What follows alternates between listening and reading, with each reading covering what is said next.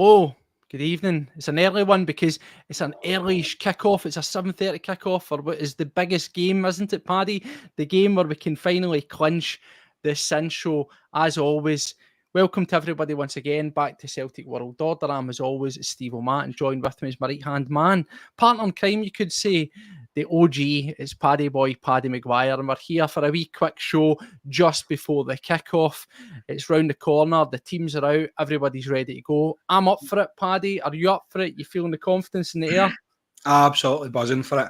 If you think back to when the split was made and you gave me the team lineups, the team sheet, what was going to be played out, this was the game that I was worried about. But I think I've kind of grew in confidence with the team over each performance, and especially and rightfully so. And rightfully so, mate. And rightfully so. We've got a lot to be positive about as we go into it. As we say, it's one final hurdle. We need 1 point from the remaining 2 games. Let's get down to that. But before we do, as we always say, welcome back. If you're new to here, welcome. And if you already know, then your support is greatly appreciated. We are very, very close now to our first big milestone of 500 subscribers. We're circa around about the 450 mark there. I've knocked over a very valuable programme there. Upsetting, as they say at Rangers. If you're new to the place, make sure you help us out. Spread the word of the channel. Goes without saying. Give us a like. Give us a subscribe. If you want to help us out even further, you can just share our content. Gets more eyes in the door. Helps us grow this already prospering community. And thanks to everybody for doing that. If you want to get us on X, it's at CWPod1888. And I say it in your board this one. We might actually get rid of it. It's Facebook at Celtic World Order Podcast. That's it. Brush, brush, brush. In the bin. Let's get down to business, Paddy, because the team sheet is just out. And it's a wee bit different, isn't it? It's maybe not what you were expecting, but are you happy with it nonetheless? Let's get it straight up. We'll have a wee look at it. What's your initial thoughts, mate, whenever it came out? Quite surprised, actually. Maria told me the team sheet was out, and I rhymed off all the players, and she says you got everyone apart from one of them. And I'm trying to think, right, who's he dropped? I wouldn't have picked Kyogo out of that. I don't know whether it's to do with the park or whether he's just given the wee man a rest or not, or whether he said to Big Adam, listen, you've seen some of the comments on the CWO, mate. They've been talking about you. Get out there, do a job and make these guys happy that you're going to be signing. I don't know. Maybe I think it might just be an opportunity for the big man to prove himself. Think so. I'm hoping it's not. It's hard to, isn't it? It's hard to be overly critical. We discussed that, myself, you and Liam. We've had the chat. Do we think that he's worth it?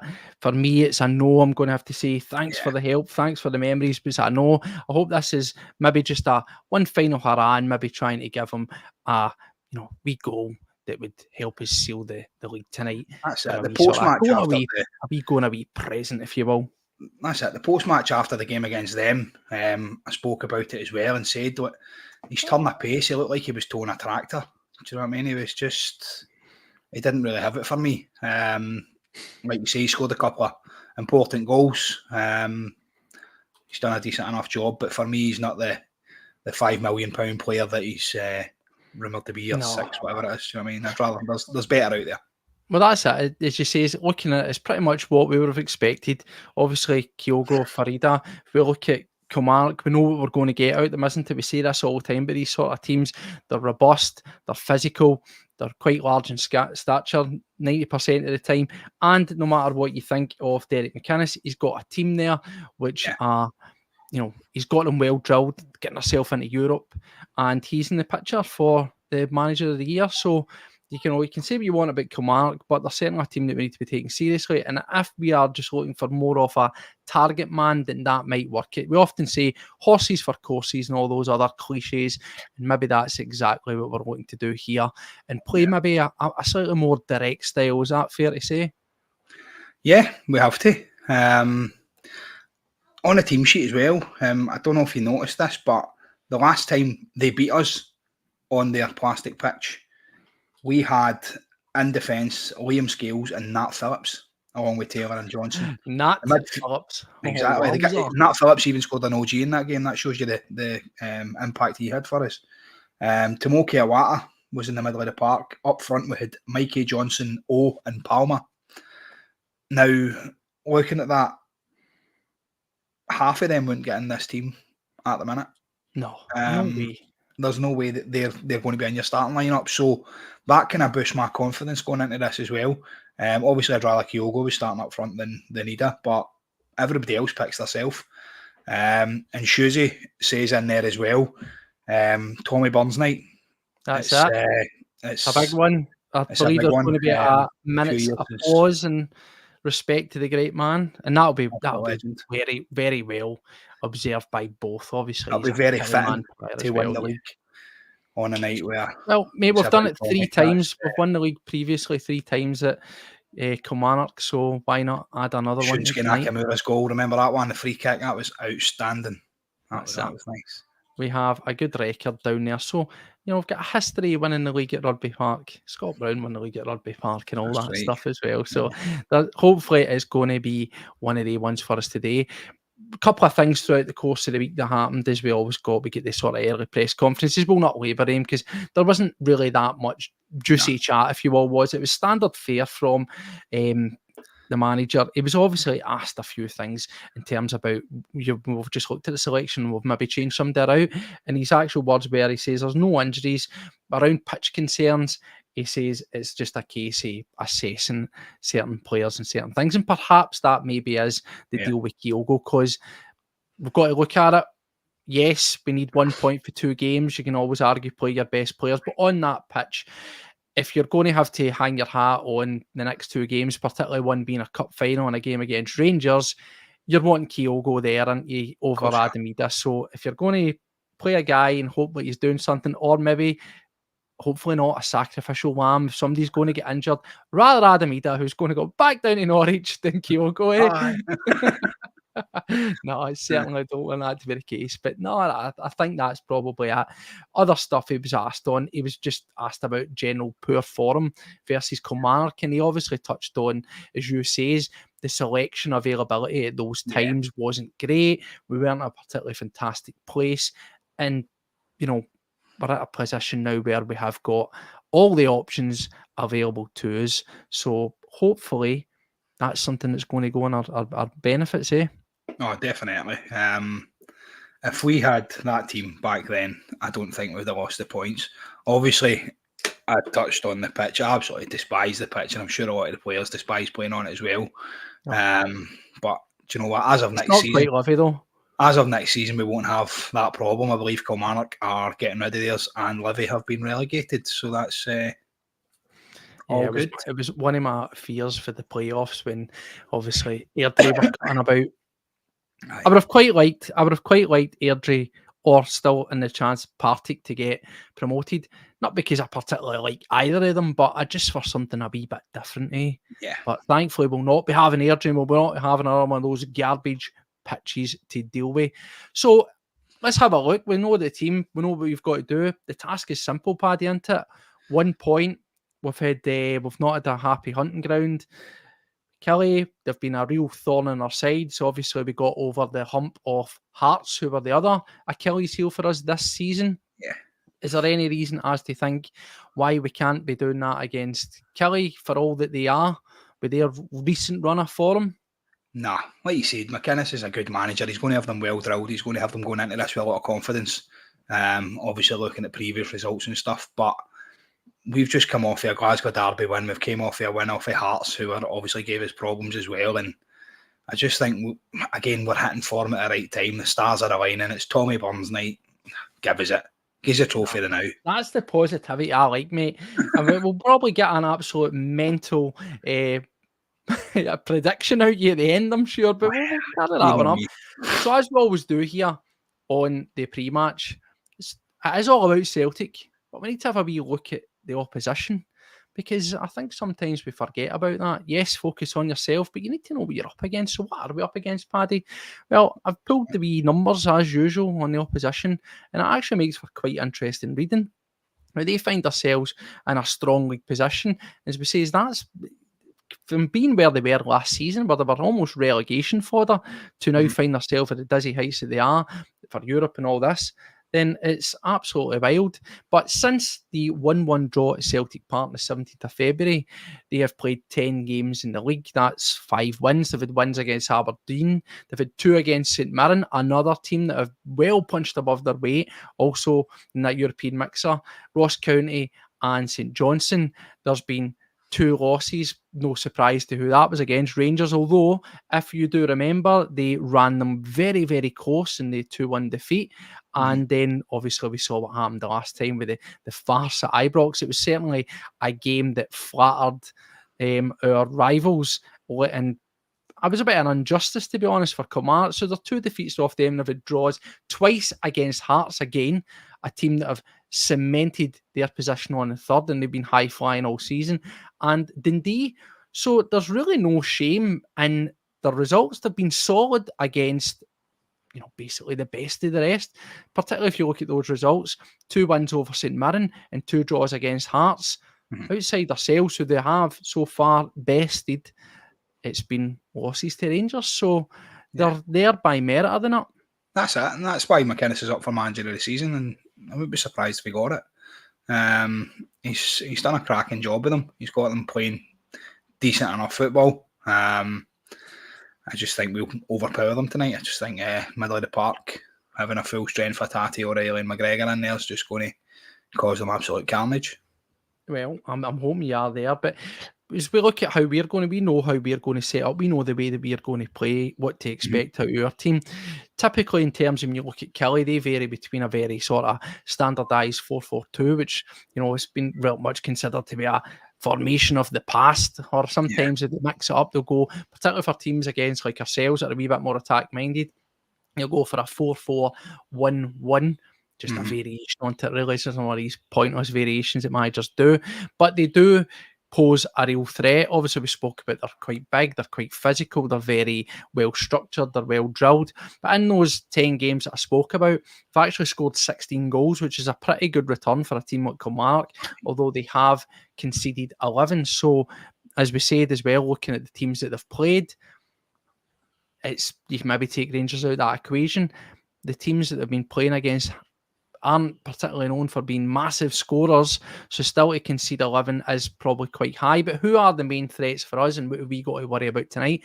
Well, the first one's obviously the big man up top, which is Kyle Vassell. He's got 11 goals, he's got 4 assists. We know what he is. Big, strong, physical, great hold-up play.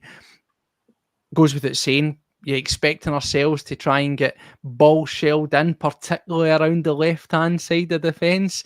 Is this a time for Scales and Carter Vickers to put in a defensive masterclass? Has to be. You said it. We've said it in previous games. You look at them, it's going to be chaos ball. That's it. The ball's going to lump over the top towards, I think it's a big guy, Marley Watkins as well. He's good at bringing the ball down, along with Vassell. Your lad Armstrong on the wing.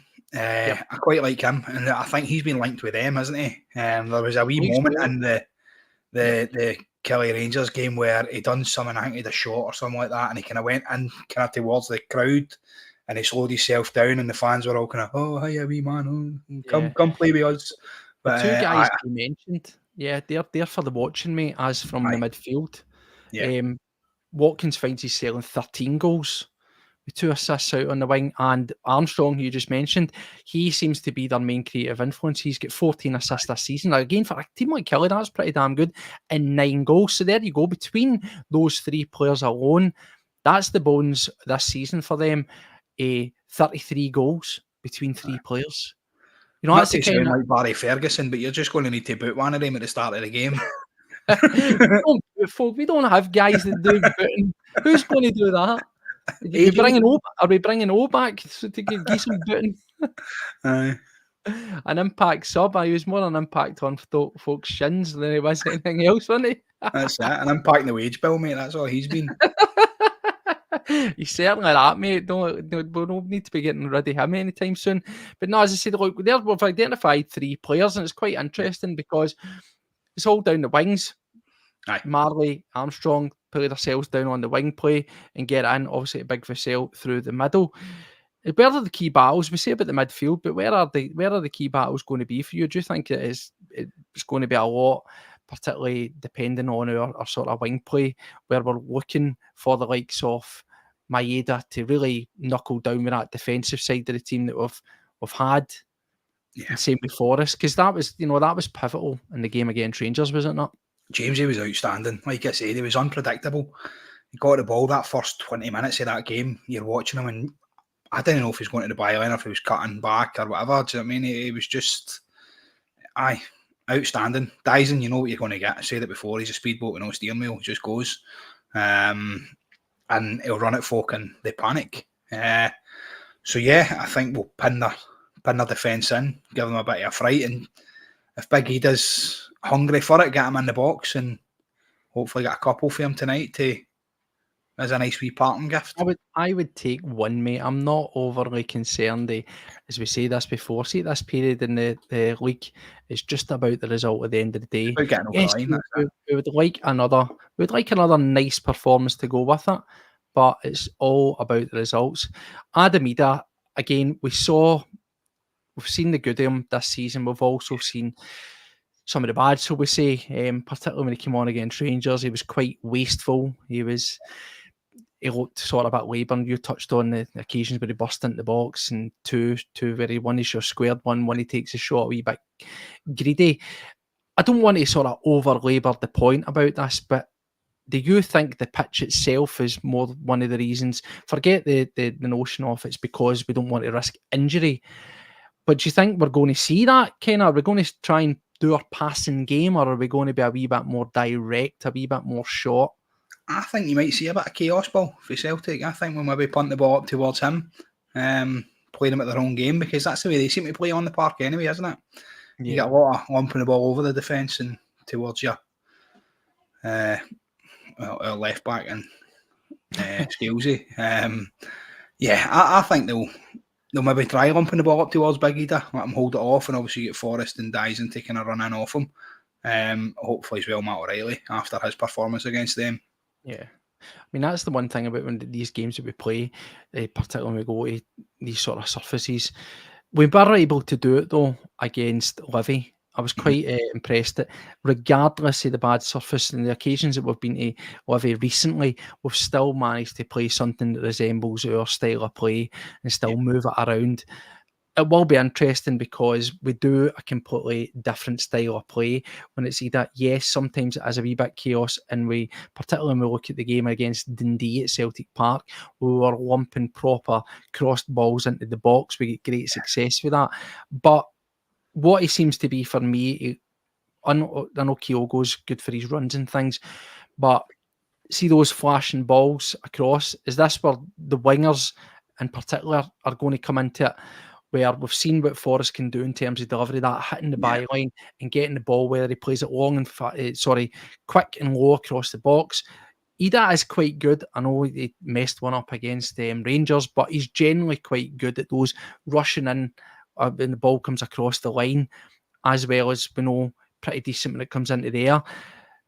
That's going to be key, is it not, tonight? The wingers are really going to have to sort of do it, because he's not the kind of guy that we're going to do the intricate passes through the middle there, is it? No, he's not Kyogo. He's not got a touch. Taking beat a defender and then carry on for there. It's going to be balls into the box. He's a big unit. He's a big laddie as well. That's what I expected more from him, was to be more physical in the box, to kind of push defenders about a wee bit, let them know that he's there. And we've not really seen that side of him. He just seems a big gentle giant, doesn't he? He's a big lad. He should be throwing himself at so many balls. I think he done it one of the games, I can't mind, it might have been against Livy. He scored a cracking header, and then you've not really seen him winning a lot of headers in there as well, have you? No. I mean, this is the thing. You've got I should just get the Killie team sent to me here as well. So we've got Hara, Mayo, Deans, Finlay, Ndaba, Armstrong, Donnelly, Watson, Kennedy, Watkins, and Vassell. Yeah, so Liam Donnelly's a good player as well. Is that a young lad that was at Motherwell? Yeah, so the three danger men we have just highlighted, the guys that have got the bones, 33 goals between them for them, all start. So we know what we're up against. In terms of them, yes, they no longer really have much more to play for. It's done for them, but you're going to get McInnes is a manager, and he'll have them up for it. We know what he is. Well, that's the thing, is it? They're looking for favours there last night. We were hoping we were going to get a favour. Hey, they looked that way, but they'll be certainly looking at this game. And as we said before, we've already burst our ball playing against them, but we also burst our ball in the game against Hearts. That was one that they were looking at and banking, but now as times get extremely more desperate, as you highlighted when we done the post-match fixtures, this was the one that folk were looking at. This was the one that went, right, this is another monkey that we need to shake off our back. Yeah, and definitely. This was the one that clearly just because of the pitch and because of the previous record against them, obviously getting beat on that park and then drawn with them as well. I've just seen that there. I wasn't aware that it started a backup goalie. That's decent enough for us as well. Maybe that'll play into our favour, or maybe add a couple of goals onto my prediction for that. Mate, you can do that all you want. I do not care who is playing. As I says, I will take anything and anything going with this game. But no, look, we've just got to get through. As we said, the message has been consistent all the way through, hasn't it? We've seen Rodgers. He was asked, did you have fun at the weekend? I've seen that, and he gave the death stare. And the one thing that he did say, and it was important, was fans celebrated, but nothing's been won yet. And it's still with that focus. There's still with that focus from start to finish. And we did say it as well. I think they'd come out and asked him, was it, where will this rank with previous seasons that you've been in charge and stuff? And he said, well, it's not over yet. As far as I'm concerned, we've still got a job to do and everything else. And I thought tonight, as much as anything, we would have seen a full strength Celtic, clearly for that reason. Like, it's not done. We need 1 point. As soon as we get that point out of the way, then his post-match interview tonight will be totally different. He'll come out and he'll tell you that he's the greatest manager ever to bless these grounds and that everybody should come back and apologise to him and everything else. You know it's coming. Do you know what I mean? He's one of the guys. He said he was going to see us in May, didn't he? To those that doubted, he'll see you back there in May. Back here in May, and do you know what he will? He'll see them at Hampden the 25th when he lifts a double. Well, I hope so. We've got to get tonight over the way. But the one thing that I was very positive about with the manager is when they asked him about, wanting to finish, and he says, we want to sprint over the line. Aye. Again, that's coming back to that. Somebody else said that on here as well. Aye. Yep, and that determination that we've got. It's going to be hard. I think, from kick-off, though, I want to see us coming out tonight. I want to see a Celtic that have been rejuvenated, like the likes that we saw against Hearts, like the likes that we saw for large spells against Rangers. We need to come out. We need to get him in the back foot. I don't actually quite know if anybody else in the comments is aware of it. Let me know.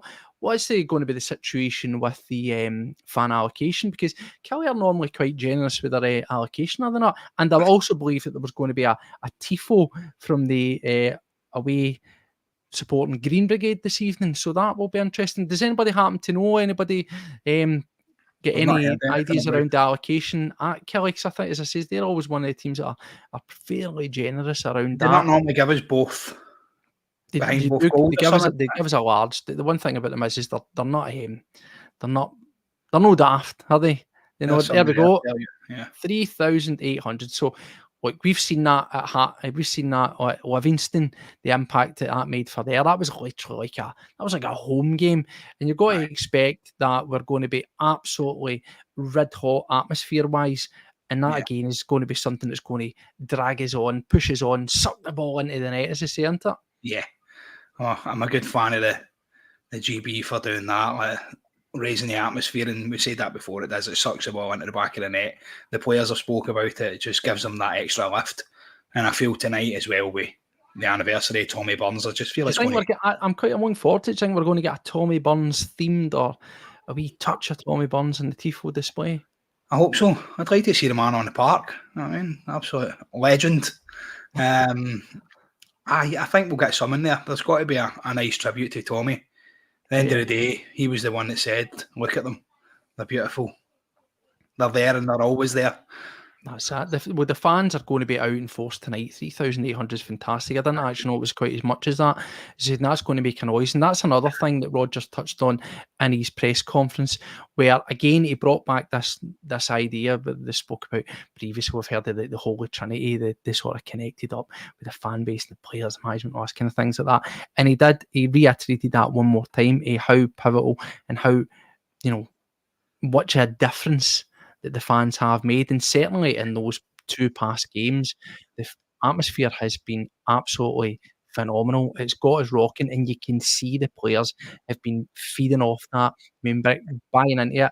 And I tell you what, see if the fans are rocking tonight and we get a victory, I'm expecting Joe Hart to be ripping taps off and going mental, because the big man has been soaking in every single moment of that these days. He loves every single bit. Even Dyson last week, when he run right into the crowd, I just thought that was outstanding. That kind of showed for me he's had not a tough run of it, but he's not been the great player that we all kind of ate into. We didn't buy into it all, and then obviously when he was out, we were all calling for him to come back, and he got a great reception coming on against Hearts. And I think he kind of realised then, do you know what, I'm respected here. These guys actually do really love me. And then when he done that against them and just went straight into the crowd, I thought that was a really nice touching moment for the lad as well. It was absolutely brilliant.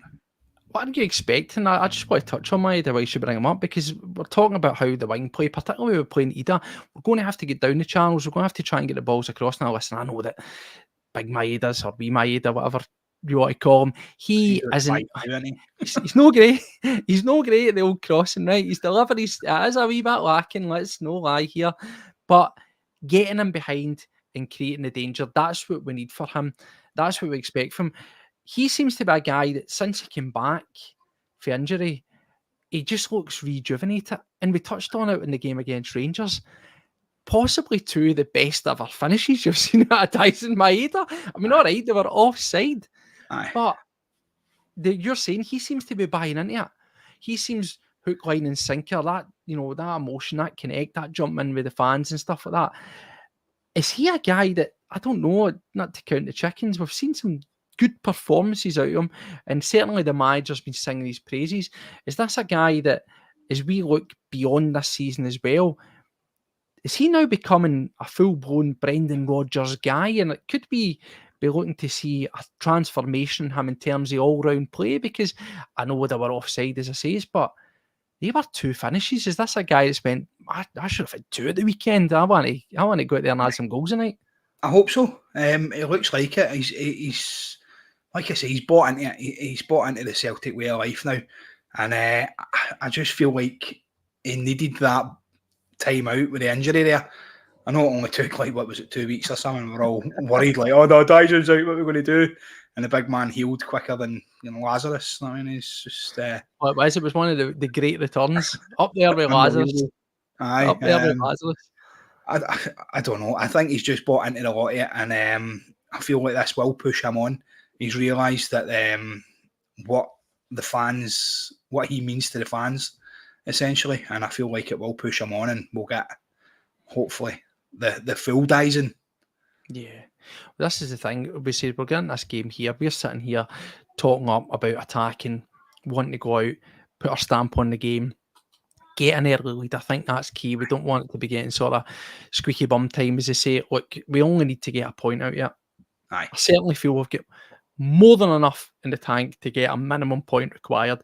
But I am expecting, as I say, there's points to prove here. Now, the one thing that Celtic have never really done is they don't really work on that sort of, the manager was asked before about, it's a wee bit of looking for revenge and stuff when we talk about the Hearts game, and that never seems to be the way that we sort of approach games. It never seems to be grudge matches. It never seems to be, we've got a point to prove. It's more we've got to make it up to ourselves, isn't it? That seems to be more, we're more sort of self-reflective, are we not, in the way that we approach games, where we've maybe got one to get, improve on performances. So they'll be looking for a marked improvement in performance. And we always talk about the mindset on this podcast. We always talk about how we approach our games. That's surely got to be the best way to look at a challenging game like tonight, particularly with all the marbles on the line into it. You can't go into it with that pent-up revenge mindset. Nah. We said it before coming into the split. Every game was a cup final. It didn't matter whether it was against Dundee or them the other week. Every game's been a cup final for us, and tonight's no different. I just feel like tonight, like that, we've got to go out there and show what we can do. We're not going out there for revenge. We're not going out there for anything else. We'll have looked at the games previously. Yeah, with a lot of key players out. These boys are back now. So, like the boys said previously in the chat, it's time to sprint across the finish line. Well, as we look at the starting lineup, that's there. If we're looking to go to options and come off the bench, obviously we've got Palmer, we've got Kyogo, Kuhn, Norotsky. He's maybe somebody if you're trying to tighten up and just hold on if you've got a bit of a lead there. Bernardo, Tomoki Awata, Ralston, and Welsh. We're obviously getting to see Adam Ida again as we approach these sort of last few games. Guy that's on loan for me, I don't think he's done enough to win a deal. Bernardo's one that I want to come to you on because he's sitting there on the bench and he's been a bit of a forgotten man, is he not? Do you think that's just a sign of the times where the manager was asked about, particularly again, it was about Forest, and he was asked about selection of teams and how we've ended up where we are. And he ultimately turned around and says that it was about, he realised he had to just bring in guys that he trusted. Does that to you, with the absence of Bernardo, is that another no thanks, but no thanks again? Scored a big goal against Rangers. I've not seen enough, and that's it. He's just going to disappear into the sunset. Or would you like to see him? Would you like to see him get on tonight? Maybe the game against St Mirren and then the cup final? Or is it irrelevant now? I think it's irrelevant. I've seen flashes from the guy, but for me, he's too inconsistent. He's not strong enough in the middle of the park. He's all right going forward. He's got a decent touch, can finish, as we've seen. But yeah, for me, it's thanks again, mate, but no thanks. What's the asking price on him? 6 million or something again? I believe so, though I was the understanding that it was open to negotiation. As we say, we look at offer them 2.5. We look at the summer. Well, that's the thing. That's what I was going to come to you with. We'll look at the summer, and obviously a lot of chat around guys like O'Reilly and the likes, but we do need options in there. And for me, I don't think at 5 to 6 million that Bernardo is particularly the answer. If he came to me and says 3 million, would I consider it? Quite possibly, yeah, I would, but I don't think that we've got enough. But if we are chasing a goal, if we need it, again, another guy that's a bit of forgotten man's Palmer. What do you make of this for him? He's really not featured at all, is he? He's been a bit of a ghost as well. He's very, very one-footed, and I don't think he goes to the byline enough for me. I spoke about that previously. That's why I like Dyson on there, because you know he's going to bust past the defender and put him in trouble. Palmer came in, signs a Jota there. He was the silky wee winger, but then he get noticed after a few games that he just kept cutting back onto the right peg and trying to bend it into the top corner. And as soon as they realised what he was doing, it just got nullified. And we haven't seen much else for him. Well, that's that. I'm just trying to look through the bench and thinking, if we need options, if we are chasing, obviously the obvious one is bringing on Kyogo, isn't it? Yeah. We've touched on Palmer, we've touched on Bernardo, but we've also got Nicholas Kuhn there. And I thought when he came on against Rangers, he looked lively. Do you think that's maybe for the remainder of the season? There's only tonight and then 2 games thereafter. But if he's not going to be a starter in these sort of remaining games, because Forrest has come in, he's cemented his place, he's risen that occasion, he's done what the manager said he was going to do. He was going to be instrumental, and he has absolutely proven that. Maeda, for the reasons we've discussed about, is completely undroppable. But do you think that suits Kuhn better, either coming on when the team's on top, or even just coming on as an impact sub? Some guys just seem to be brilliant coming off the bench, do they not, rather than being a starter? I think the competition with James Forrest will maybe push Kuhn on a little bit. We've seen in the 3-3 game against them at Ibrox that Kuhn, for me, get found out. He wasn't strong on the ball. He wouldn't go past, I think it was at Big Sterling at left back, and he just seemed a bit scared in there. He didn't want to go past him. I don't know, he just didn't really have it. I think that game was too big for him. We've seen a lot of, he came into that off of 2 man of the match performances as well, didn't he? He was brilliant. He's a decent enough player, and I think he'll only push on with the presence of James Forrest in there, because he's not going to get in front of Jamesy at the minute. Jamesy, for me, is just turning back time and playing probably better than he's played previously. So Kuhn isn't going to get in there in front of him. But to come on as an impact player, I think he's got to come on and obviously show that he's worthy to still be in the squad. Yeah, this is the thing. He is an option. You know, Big Rab's saying here about the situation where the wingers have not necessarily been contributing as much. That's obviously why we've had to bring back Forrest. That's why we've seen the Lazarus-like resurrection of James Forrest into the squad. And we look beyond this game, and we look beyond the end of the season. Undoubtedly, as we know, if we end up with the inevitable riches that come out of the Champions League, huge amounts of money, investment is needed. Again, the manager touched on that ever so briefly, just looking ahead that improvements will be made and things that we need to change. Guys like Forrest, again, they're more than likely going to be kept about, but we really need to be sort of looking into that wing position because, as you say, guys like Kuhn, first season, you can maybe give him that. He's got a lot to prove. Certainly, Palmer, my concern is that he's just sort of dropped off the face of the earth. He's not even sort of really in the mix there. Maybe the manager's not thinking too much of him. We do need to make some vital improvements in those wing-based positions, do we not? Yeah, 100%. If you'd have said to me at the start of the season that our two best wingers would be Diaz Almeida and James Forrest, I'd have laughed you out of the room.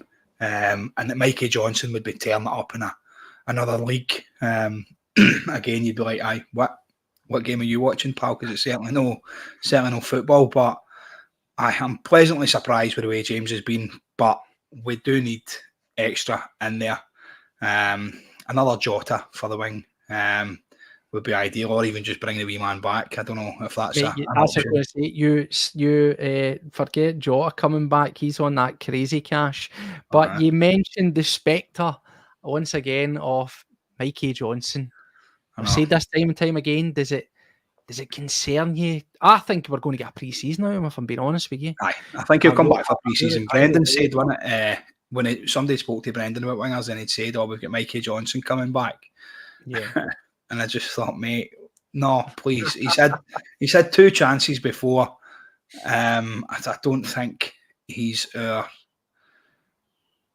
answer for in there. I just think that Celtic's too big a club for him. I think he'll do well down in the Championship, but we've spoke about the Goldfish Bowl before, and I think the Goldfish Bowl's far too big for Mikey. Well, we've got a job to do, as we say. Last night, we were never looking for surprises. The manager was asked if he was going to watch it, and he says, "No, I'm going to watch the Man City against Tottenham game." I liked that. It looked as if it was going that way, but now it's interesting because we sat here, I done the show, I done the phone-in thing, we spoke about the narrative. Isn't that amazing? This is where we really need to put the foot down. This is where we need to rush over the line and show our dominance, because I believe that after that win last night, that's last week was a blip. Well, that was it. It was so it's crazy. Very short minds. I was actually getting messages off of some of them last night. I hope you're watching that. What a performance that was. Blah blah. And it's like, mate, you were 2-1 down at half time. Calm yourself. Well, I had to start up the folder that's known as For Future Embarrassment early, and I took a classic, which was after this performance tonight with his own team next year, 56 is guaranteed. Write it down. I was like, that was early, 14th of May. Perfect. That's perfect. But no, listen, back to ourselves. Tonight, we need to focus. We need to get in there. We're ticking away. We're 25 minutes away from the kick-off, so we don't want to labour it. We've seen the teams. We've been through the dangers. We know the risks. It's Vassal, it's Watkins, it's Armstrong. We've got a job to do. We need our midfielders. We know that we're going to have to depend on Forrest. We want to see a lot out of him again. We need to see a lot out of Maeda, because we're going with Adam Ida. We're going direct. We're going for something that's a wee bit more rough around the edges, and maybe that Route 1 direct style is going to win the day. But there was another thing that came out today. It's not about today's game, but it's a good laugh, isn't it? So let's just bring it up real quick, because Willie Collins, the new chief of referees in Scotland, who's seen that one coming? St. Willie of Glasgow. Who's seen that coming? It was almost like a crazy joke, wasn't it? I think there was going to be folk waiting up, sweating, and oh, they're going to be imploding. There's going to be a breakdown somewhere in Ibrox. I don't know how that's happened or how it's came about, but I'm glad it's him. Just to sort of gloss over it real quick, what is your thoughts there? Because, again, I hate using this he's one of them sort of chats. That will be the narrative, that he's one of them, meaning Celtic supporter, of course. Is it maybe better that people might say there'll always be conspiracy theorists out there and they'll buy into this, the Illuminati and all that kind of stuff, the Scottish football, but for long periods of time, it's been complaints that it's been Rangers men at the top, people from a certain background. I was of the understanding that there was supposedly meant to be a guy from down south that was getting interviewed, and I actually thought that would have been quite good to have a outside influence come in. He's turned round and says in his opening statement, if you will, in his new position, that one of the things that he wants to do is increase the understanding and the implementation around the VAR. Yeah. Well, do you know what? We need something in there, don't we? Are you any stage remotely optimistic that Willie Collum could shake the tree and make it a wee bit different? Listen, he's no Harry Potter, is he? Let's be honest. He's not going to come in here with a magic wand and make everything 10 times better. I think sometimes you've got to come in and just do a job with what you've got. Do I think Willie's up to it? Do you know what? He's a decent enough referee. He's been around the block. Has he made mistakes? Yes, they all have. They're only human. However, fair play to the guy. He's got himself a new position. He's going into it. Let's just hope he tries and gives us as many. From one bombshell that maybe upset them, you could argue if you wanted they balanced the books when it came to the cup final announcement, isn't it? Because it's Nick Walsh Nick Walsh is your ref. You've got Stevie McLean there, and you've got beaten on VAR. So they can't complain. They can't have it always. You know, I guarantee you a penalty to them. That's a triple threat of terribleness there. But listen, the referees, it's a sideshow. We're just throwing it in there at the end of the show. It is what it is. We'll do our job tonight. We've done our job all season in spite of some of these things, and that's what never to lose focus of. As we've said before, as great managers before us have said, we do our job. What the referees do is irrelevant, and that's going to have to be the exact same as we go into this game tonight, mate. I want to take care of it, get ourselves out. We are only 20 minutes away from kickoff, so we are not going to keep you any longer. Real quick, predictions. Anybody there in the comments before we kick away? Get your predictions in. Let us know what you think. Paddy, the ever optimist, the betting man that's no a betting man. What madness have you got for me for this game? Come on, hit me with it. Right. After going over all the teams and everything else, I'm looking at it now and I'm going to go for 5-1. Going to sprint across that line. We're going to go out there, put on an absolute show. We're going to have two cracking halves of football. Marco's obviously not seen the other two goals that are going to come as well. 5-1, Marco, 5-1, mate. I just think this is it. We're going to go out there. It's time to put on a show. It's time to show them how to play football. Men to shine today. Anybody for you? For me, Matt O'Reilly, player of the year, young player of the year, everything else. Was there an award the guy didn't win at the player of the year awards? I think 3-1 seems to be what everybody's going for here, innit? Apart from Wally. Wally's been hanging about with me all day, so he knows the score. He's drunk on optimism. Brainwashed by the Paddy boy, that's it. That's it. Yeah. So 5-1 for me, and I'll Matt O'Reilly for a goal. Mate, I hope you win 5-1, right? Because I would love to come back here later tonight for a wee title celebration. He's done it. I would love it. Do you know what? I'd love to do it. I think I've still got about $350 sitting in a Skybet account to my hunters are crap losses, so I might just put it on just for you, mate. I'll put 5-1 on it, right? I'll put a £1 on it, son. Get it on. And do it. But no, I'm not as mental as you, right? So I'm ever the sort of boring one, if you will. I'm going to say 2-0. I think we'll get the job done. I think we will get our way, but I don't think Adam Ida's going to score. I think the goals are going to come from elsewhere. That's what I've got on. So I take Paddy, 2 leads as long as we win. What time's up? 10 past, mate. Time to get down to business. It's time to win the title. Thank you for you all that have been joining us. About 60s here, which is very much appreciated, because I know that in the there'll be people going down to the game. There'll be people that'll be getting themselves ready. There'll be people doing the pub, heading out to the pub. Better things you could be doing, sitting listening to us to quickly talk about the Celtic, but it is always appreciated there. Thanks again. Take care of yourselves. Before you leave, if you haven't done it, get a wee thumbs up into it, get involved. And if you haven't already, make sure you are subscribed. Paddy, we've not planned it yet, but if we win the title, should we come back? Should we come back later on for a wee quick one? Aye, defo. You were wanting to get one on last night. You were really hopeful, weren't you?